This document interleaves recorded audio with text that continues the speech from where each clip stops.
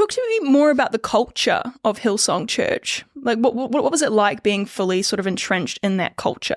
I mean, the culture is one of personal sacrifice. So you give what you can. If you got money, you give it. If you got time, you give it. If you got talent, you give it. And the idea is that God will give that back to you, pressed down, shaken together, running over, all of the things that they say, right? Yeah. And it's where you kind of look at your life and you say, I want to give the best to God.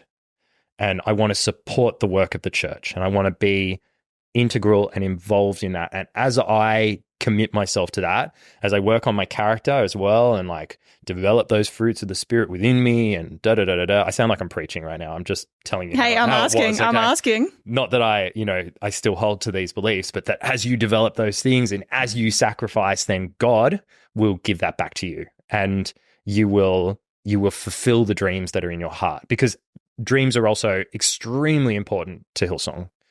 Dreams and purpose. Dreams and purpose. God has a purpose for your life. Yes. Okay. Well, why don't you talk to me about, you have the Hillsong experience, but separate to that, you have a Christian or a Jesus experience, right? What did that mean for you back when you were in Hillsong Church? Yeah. It's a hard one, right? Because now that I'm sort of no longer of that religious persuasion, I think a lot of people would look at me and say, maybe he didn't really know God. We didn't really have an encounter with Jesus, because if he did, why would he have walked away? And I deeply disagree with that, because I think that what I experienced at church, I was 100% involved. Now, I'm not going to say that was like God necessarily, although like where I currently sit in sort of my belief is that sort of everything is God.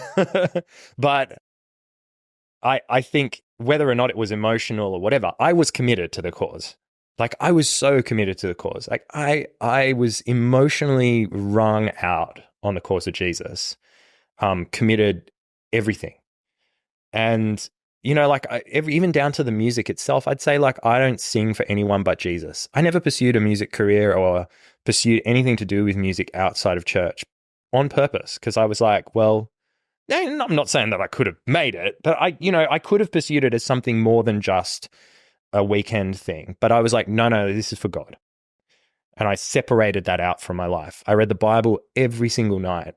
I journaled. I have stacks of journals. Like, if you come and see the show in the future, I put them out on the stage so people can come and read my journals. It's very confronting, but I would journal every single night. So I was very committed to that. And I think my perspective on who Jesus was is that Jesus was my friend, my father, my confidant, my consolation, like all those things that we would call Jesus in the context of a church.